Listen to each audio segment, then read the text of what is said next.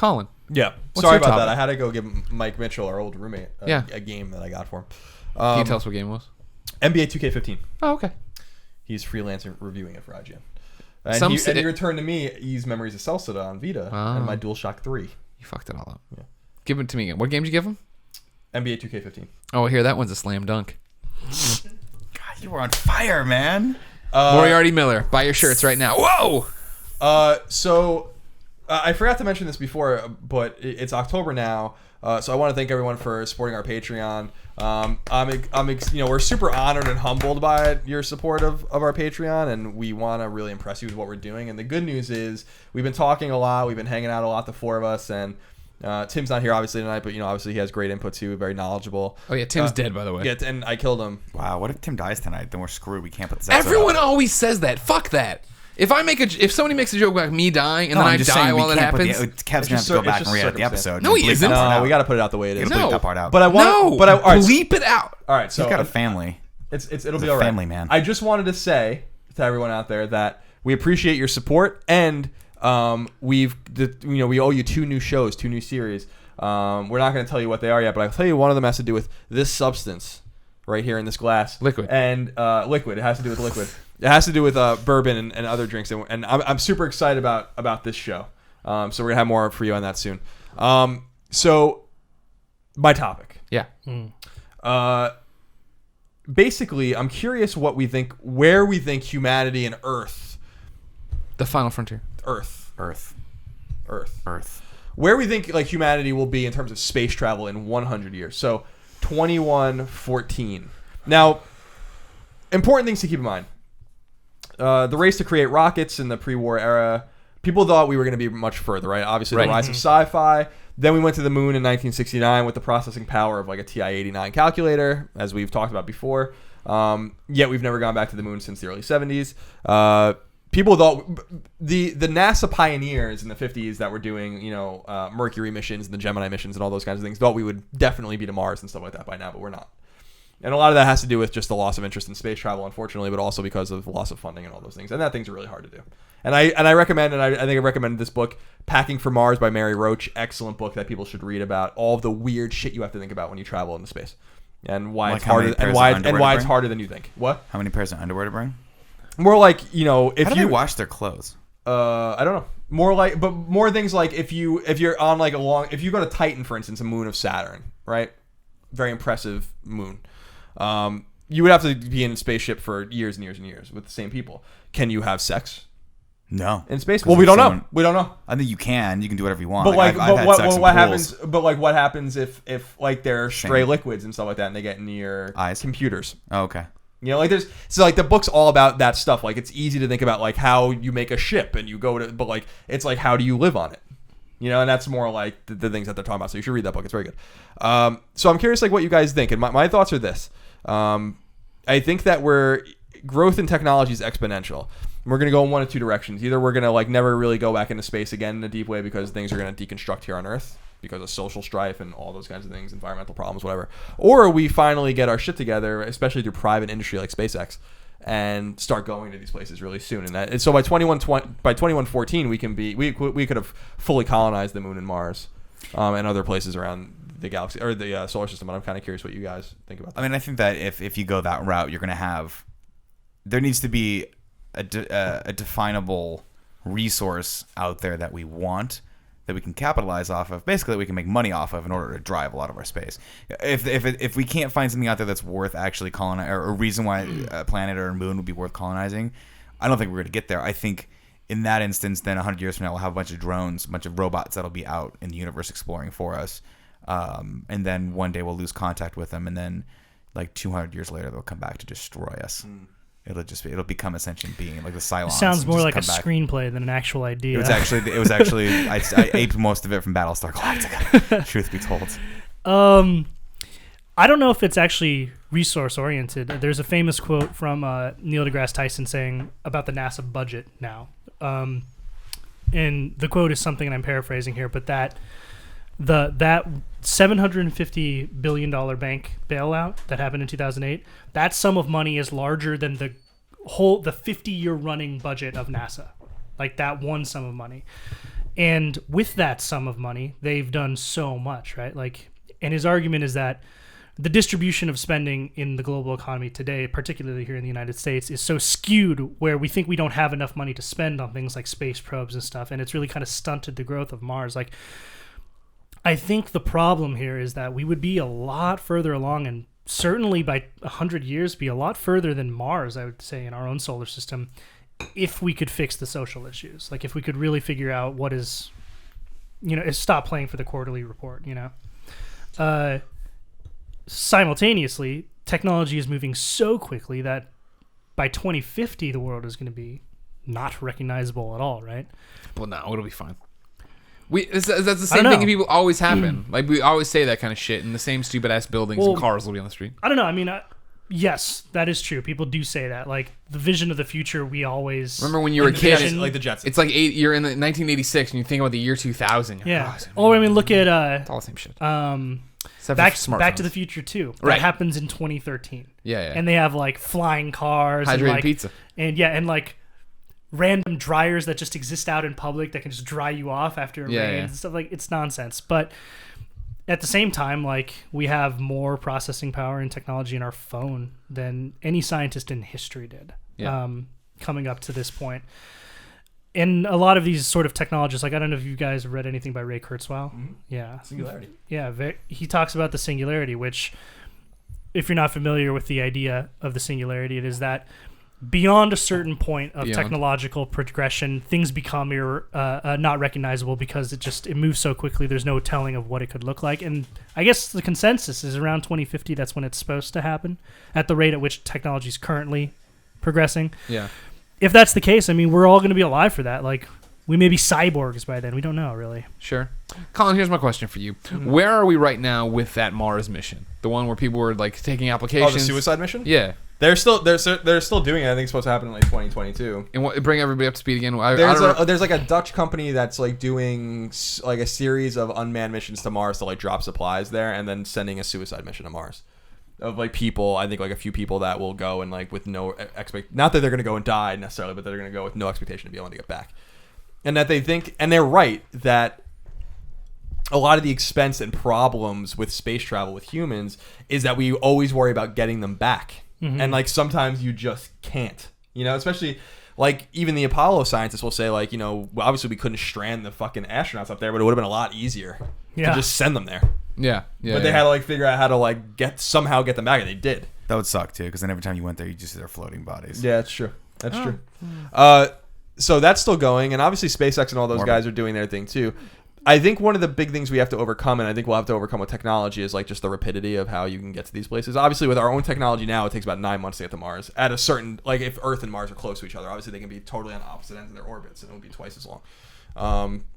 We have to like cut down that speed, and what's so discouraging, and I think even discourages a lot of scientists when you read about what they write, is that a lot of smart people think that like we won't, like exploring space is finite because it's just too big, and that like we can't do interstellar space, like we can't do interstellar travel, which is just travel between stars.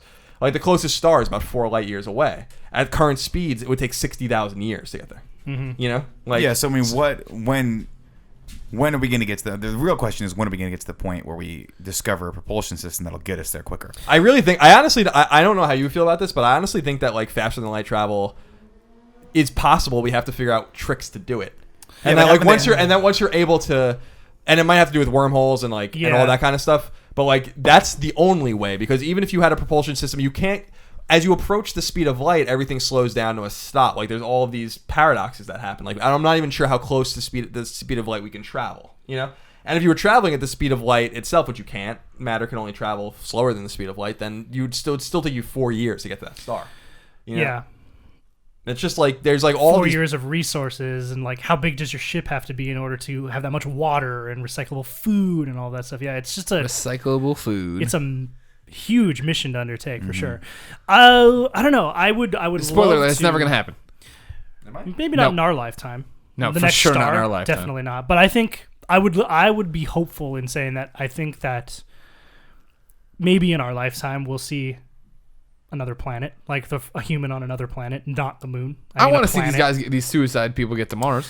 Yeah, and that's not out of the question. I think again, Neil deGrasse Tyson has said like if you doubled the NASA budget to it's now 0.1% of the tax dollar, if you doubled it to 1% or whatever it is, or 0.2% of whatever, 0.2%. Yes, 1/5%. That would be able to get us to Mars in 10 years, is what he says. And I mean, maybe he's exaggerating to kind of emphasize a point, but maybe not. He's much smarter than I am, so who knows? Yeah, but again, what's the point? Like, other than the point is that science and discoverability. Like, what's the point of going to Mars? The projection Other is by 2020 science. that there's supposed to be 12 billion people on this planet. By 2020, that's like it's 2014. That's 6 years from now.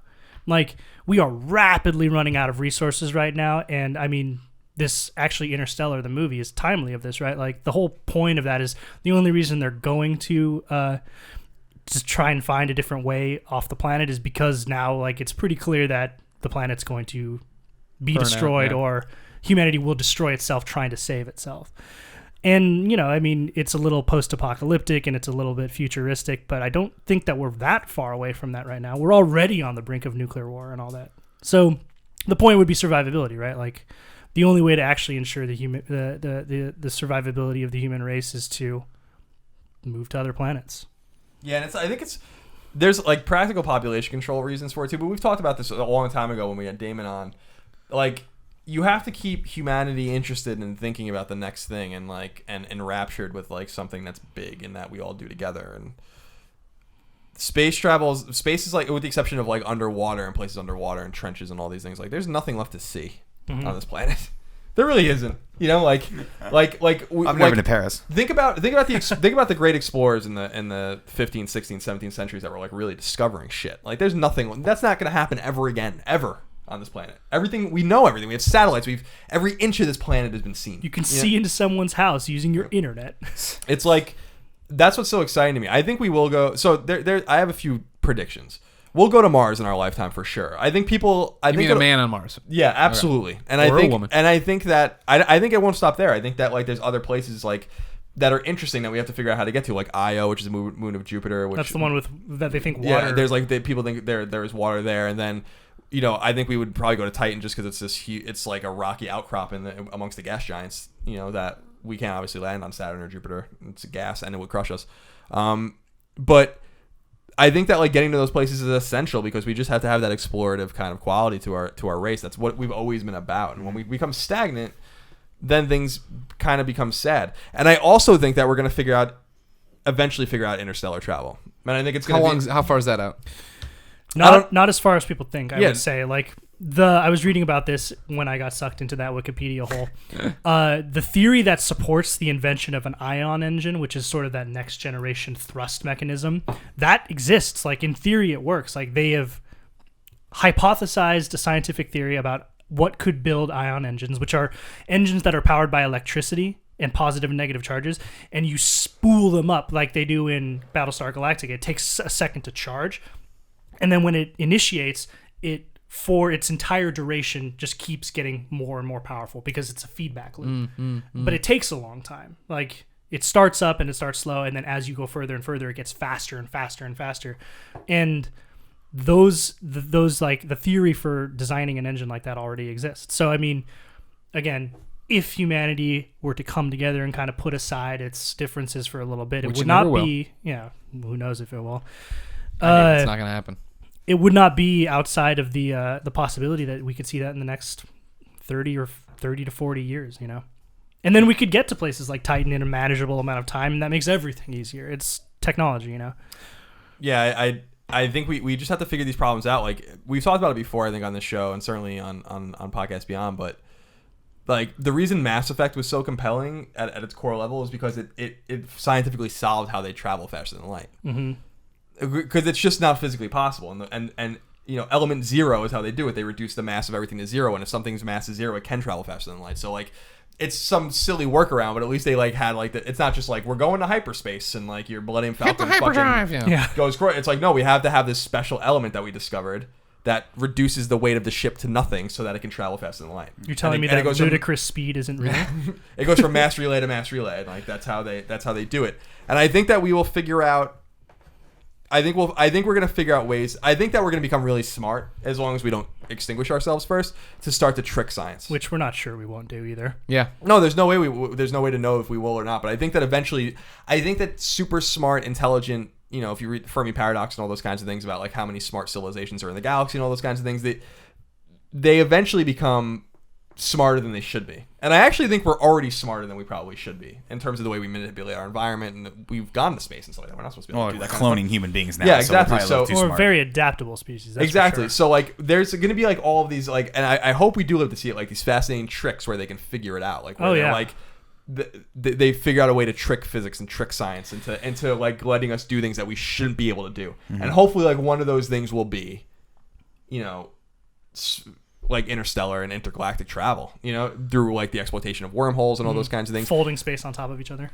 And you dark matter engines. And you might not like what's so fascinating about it, like with the mass relays in Mass Effect, which was so interesting, like when they use the mass relay in Mass Effect lore, Pluto has a moon, Charon, which is its real moon. But in Mass Effect, it's not a moon at all. It's a frozen mass relay. An ancient piece of technology. And the initial humans jumped through it not knowing where they were going to end up. And if they were going to, be able to get back. And I think it's going to be a similar thing where we might figure out a way to rip it into space and time or rip a wormhole, which sounds crazy, but it's really not. I mean, it's scientifically possible. Einstein and all those guys used to talk about it. And they just don't know if they're going to get back. And you're just going to have to find people ballsy enough to see, like, where does this go? I wouldn't go. And where I would go. Where is it going to find, like, why wouldn't you where go? will we find ourselves? Why wouldn't you? Because you don't want to die, snuff out for no reason. You're gonna die anyway. Sure, but this is a boring way and nobody gets to see it. No, it's boring. It's scary as hell. But I think it's the opposite of boring. You're literally taking steps further than any human ever. Like in the theoretically, history. Like no maybe one may you just blow up right there, and then he's got a whole bunch of shit floating around in space. Maybe. Remember whatever happened to your son? By the way, he thought he could tear a hole in time and space. He shot himself through a wormhole. You can see his fucking. You can see the wreckage of him floating around the goddamn moon. Look. It's also not a constant reminder to my mom. A shiny piece of me.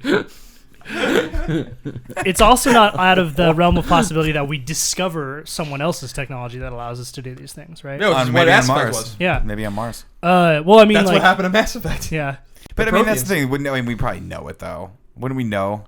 What? Somebody would have seen something. Isn't it possible that we are the first intelligent life to have developed in our solar system? Oh, no, that's we're for sure. Definitely, there's no doubt about that. So there's no way that here's a question. Unless someone visited and crashed on Mars. Well, no, but I mean, so for instance, we sent Voyager 1 out to space, and now it's outside of the solar system. It's just floating out there. Like, if someone else found it, it has directions to us. They could send us things. Gold or record, do right? anything. Yeah, the gold record. Yeah. If we got to a point where we could travel to other planets, we may have the technology to detect at least other things of that sort or similar things. I mean, that's like there. the dream, right? Like that's what I think the holdup is when you talk about, when all these movies that are about like our resources are running out and blah blah blah. So we go try to find this other stuff, right? Like I don't think that's ever gonna happen in our world because everyone's so short-sighted. There's no planet in our solar system right now that we could go out and colonize and make live on. You could terraform a planet. You could terraform Mars. Venus might have been something different. Like Earth, it's suffering from a runaway greenhouse effect. Sure, I understand that you could do all this, but again, that you're not going to be able to. I don't think. Well, we won't be able to, but certainly the science exists there. There's science to do it. I'm just saying you'll never see our people do it. And that's the thing. By the time we're like, oh fuck, the Earth's fucked. We need to figure out if there's another Earth around here. You think we'll be long dead? It'll be too late. The die will have been cast. We won't have the ion engines. We won't have a space station out there, giving us the ability to then get further out to find out what's going on somewhere else. Nor will our terraforming technology be there. I'd like to be optimistic about it, like in hope that on the brink of our own destruction, we realize like that we can't exist this way and that we have to do something bigger. Because it happened before, right? Like during the space age, the space race during the 60s and 70s. We did great things, and just one of those things, which, by current standards, I guess putting a man on the moon isn't that great a thing, but that single act inspired generations of forward-thinking scientists and very progressive thought that kind of made it possible for us to do the amazing things we did, and maybe just one of those events is what we need now to really rally everyone together and kind of make. I think. Something like that happen. Private corporation seems to be the most interesting way. Actually, you are right there. It's kind of sad that it's not going to be on NASA's watch that the first manned mission to Mars actually happens. It'll be under Elon Musk's rule. Yeah. Which is kind of cool. It's good because the problem, and it's true, even though NASA does run on a shoestring budget, is that everything's going to be more expensive when a bureaucracy deals with it. So at least if the private companies will do it for the cheapest possible way, and they'll get more out of their dollar, which is good. But Nick's right; they have to find a way to eventually to make money out there. I don't think it's going to be a problem to do that. Well, maybe. I think you start honestly by using billionaires and say like, we'll bring you to space. Yeah. You know, pay us $10 million, and they already do it. I mean, Virgin Galactic and all these companies are already doing that, being like, we'll bring you to space. It's going to cost you $500,000. You know, and we'll do it. So, like, I think that's how you're going to raise your capital and stuff like that. I'm telling you, like, be a trip. Could you imagine being able to afford something like that and just being like, yeah, I'm going to space tomorrow? What are you Oh, doing? I'd love that. When I was a kid, I wanted to be an astronaut just because I wanted to float around. Like, that's super cool to me. Yeah. Also, the most iconic photo ever is taken from space. You can only do that if you're an Standing on the astronaut. moon. You know. Yeah. it's extraordinary. Like, I'm so excited to see like what we're capable of in the future. Like, we were talking about black holes earlier and how they bend space and time and they fuck with the laws of physics and stuff like that. Like, there's no, and I'm not saying it's easy. I'm not saying it's it's necessarily impossible. There's no real reason why we aren't able to manipulate space and time in the same way if we can just figure it out. Mm-hmm. And it's going to take a lot of brain power, more brain power than we have. But if we are contacted, like we talked about earlier, like those species have figured it out. If they got here from across another spiral arm of our galaxy, then certainly they understand how to manipulate the shit out of everything around them in order to get here. Like it's not they're not just flying in a spaceship. Yeah. That's what I'm hoping for. The big hope for me is like that someone will come and save us and give us this technology and share the technology. The travelers, like the Vulcans. You know, like if ghosts. Yeah, if we can what? You have no idea Destiny. what the I heard. Sure you did. I did. I watched Mega 64's Destiny video. It explains the whole there's a gate lord. There's not much to explain in the story. There's not a lot there. There's a whole bunch of things. There's all right. Get back to your point. Anyway, no. I mean, the hope is that someone comes in and takes that burden off of us because it's going to be hundreds of years before we can figure that out, if we ever do.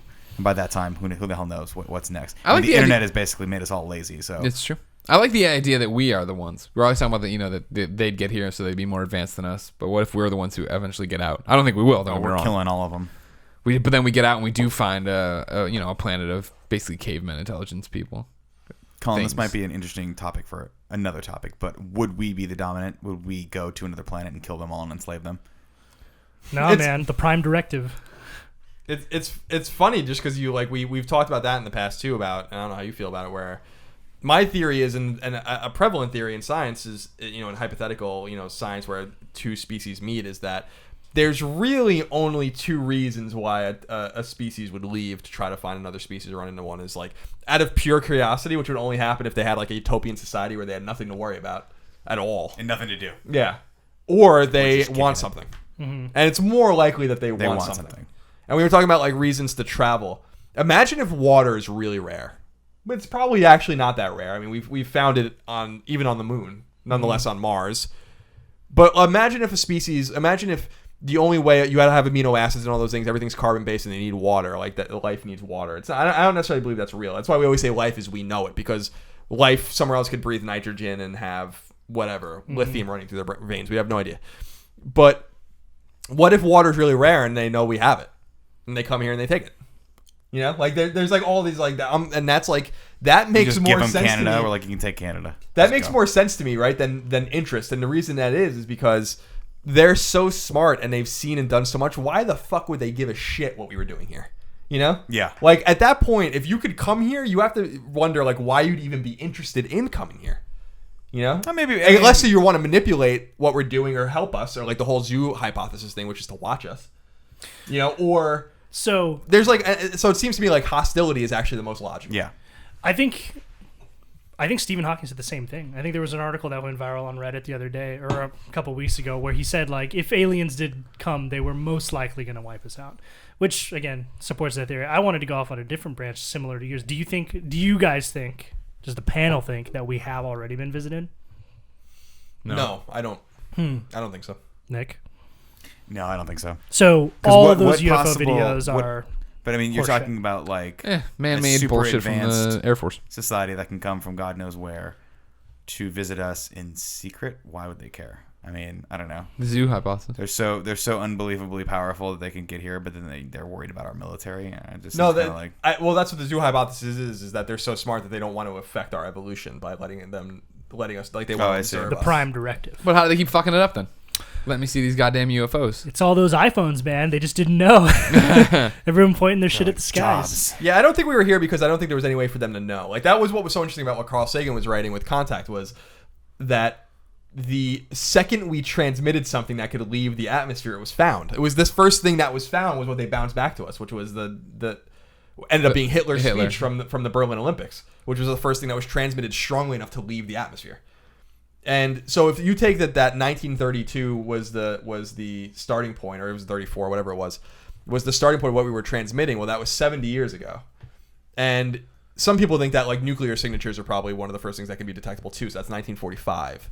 So that's so there's only 60, 70 years for these things to pulse out. Now, when you think that there are only a few stars relatively that are around us that are that close, and things and all that information travels at the speed of light, it's going to take forever for like one of these signals to get, and not degrade and get to a place where someone receives it. Then they have to receive it and figure out what to do with it, then come here. And they have to be looking at the right part of the fucking sky, which is, again, in and of itself, very, very big. You're not even looking in the right direction most of the time. It's so weird. Like, and that's what we were talking about with Dyson spheres and all those kinds of things about like people were like, well, the observable universe and how we're looking for stars with planets around them. But I still think that if the whole hypothesis of Dyson spheres, which is building spheres around stars in order to like that advanced species will build spheres around stars to harness all 100% of their power, that it's possible to do that they don't need the light, they need the power, that like we wouldn't be able to see them anyway. So like the places where intelligent life is might just be obscured because it's logical for them to build something like that around their star. So there's like all these weird, I could talk about this forever, and I'm sure you can too. It's just like super interesting. It's fascinating stuff. But right now we got to just figure out how to fucking travel faster. It'd be awesome if you got to Mars and you found Step something that somebody else had put. Get a better engine out there. Yeah. I mean, I don't, like I said, I want to be optimistic about it. I think in 100 years, I mean, think about this. Just in this last century, we went from man first getting off the ground with flight to putting someone on the moon. That was a 60-year period, just Good 60. Point. And with that's a quantum leap forward in generational technology and science. And now I would argue that the average human is smarter and probably better read because of the internet and more knowledgeable. I think the challenge there is just sort of directing that information and technology and know-how to something that actually matters. And if we did do that, then yeah, in 100 years, we'd be outside the solar system too. We already have a man-made craft outside the solar system. It's about to power down and it's just flying out there, God knows where. But yeah, and it's got instructions to find us. Yeah. So be very careful. And then the map to us is, this is what my favorite part of the goal. We were talking about universal languages, right? You probably know this. Yeah. The map to us is based on pulsars, and like where the pulsars are located in reference to the Earth. So like we can't tell them like literal. Go left like, to right. Yeah, like it's like look for these 12 signals, and like we are in the middle of it. And that's like so fascinating. We even draw little humans next and all these kinds of things. And we should have drawn us like huge though, just to intimidate them a little bit. Ripped. Like here's a tree, here's us. They're like these guys are ice giants. It's really a fascinating thing because it's we were going to go give them our technology, but we hate ice giants. Carl Sagan actually designed, and just think about what you would have to think if you were tasked with designing something that could be a message to a species that is fathomably different than humanity. I would just paint the thumbs up sign. It's a universal sign for we're having a good they look time. at that. They're Photo like, of you what and is Cheetos. It's so fun. Like I think Cheetos feeding me. I'm feeding Cheetos. Didn't they drew the human with his hands open too and stuff to like show like we're not hostile or something like that. There was like all these weird things you have to think about. And what's so funny about how technology is coming is that it's a fucking phonograph record. Yeah. Analog. Like yeah, it's like something like where we expect that they're gonna take it and put it on a fucking record machine.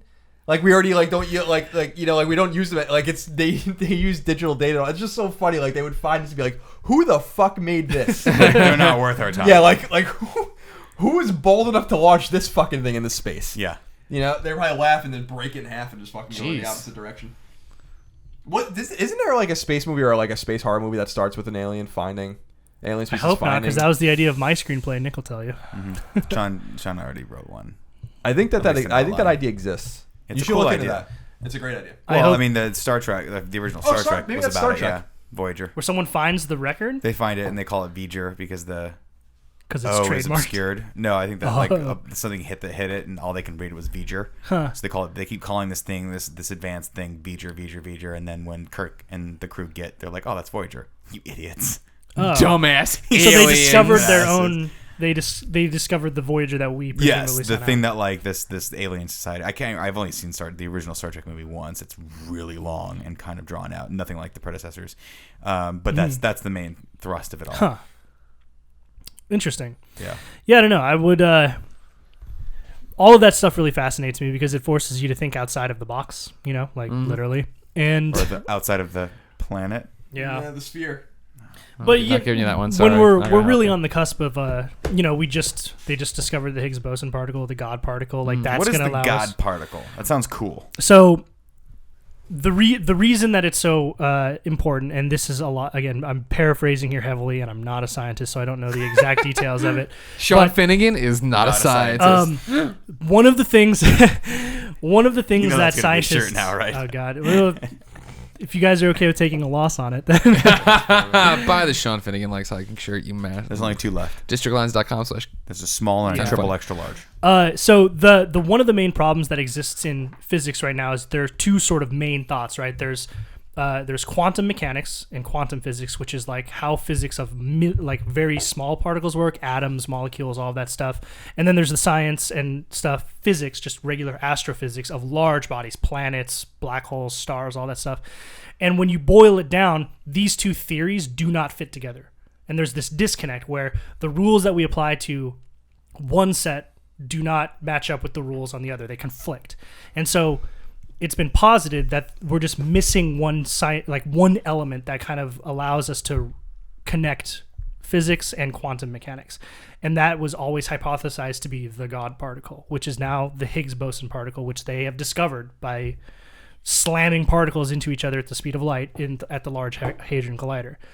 What ramifications this discovery has, we don't know. It's kind of a well-known scientific fact that a discovery is made, and in and of itself, it's kind of just like, oh, cool. But then 40 or 50 years later, we're like, oh, we can do tons of crazy shit with this. So maybe we won't see ramifications immediately, but that would be that's why it's If you're so gonna call something the significant. God particle, though, it better make good. It gotta on that deliver. name. Well, It gotta so deliver. here's the thing: is hypothetically, if we were to be able to unify these 2 theories of physics with something like the God particle, it would allow us to do something like invent the ion engine or manipulate dark matter, which these are things that as humans conceive of it now would be something that gods would do. Could we do it? Travel through black holes and shit. Could you use it to hydrate a pizza? As long as it only. By the way, Kevin I don't know. said that you guys were wrong. It's 2013, not 2015 for Back to the Future 2. He said 2013. I said 2013. 2015, excuse That's me. he said I got that 2013. wrong. I didn't say anything. So Well, I don't whatever. know. You can hydrate a pizza though. Nobody hydrates the pizza like you, Grandma. Remember that line? Yeah, how can I That forget? movie was Ladies awesome. and gentlemen, that's How can I another forget? episode of the Game Over Greggy Show. Thank you for joining us. Remember, the idea of the show is simple. Each and every week, 4, sometimes 5 best friends gather around this table. Each bring a random topic of discussion for your amusement. If you like that, you can go get the show each and every Friday at kindafunny.com. You can go to Patreon, get it there. You get a whole bunch of other bonus stuff. You can go to Bandcamp, get it there as an MP3. You can go to Vimeo, get it there as a downloadable and or streamable video. Of course, if you don't think we're worth the money, don't worry about it. Head over to youtube.com/kindafunny, where each and every topic's broken out day by day for your amusement. Then you go to districtlines.com/kindafunny. Buy a shirt. Have some fun. Follow us all on Twitter. Sean Finnegan. Yeah. Thank you so much for Not coming a by. scientist. Dude, thank you guys for having me. Go buy your go buy your shirt. I'll buy it. No, we'll buy it we for gotta you. get you one. We'll get you the Sean Finnegan's. I like Sean. scientist. Yeah, Sean Finnegan isn't a scientist. Is going to definitely be one of the shirts. Has to say is not like underlined. Yeah. Is not a Yes, scientist. yeah, underline. No, only the not though. Sean Finnegan is not Not a scientist. a scientist. Yeah, good. We're gonna make that. Well, let us know in the comments if you want that shirt, ladies and gentlemen. Until next time, it's been our pleasure to serve you.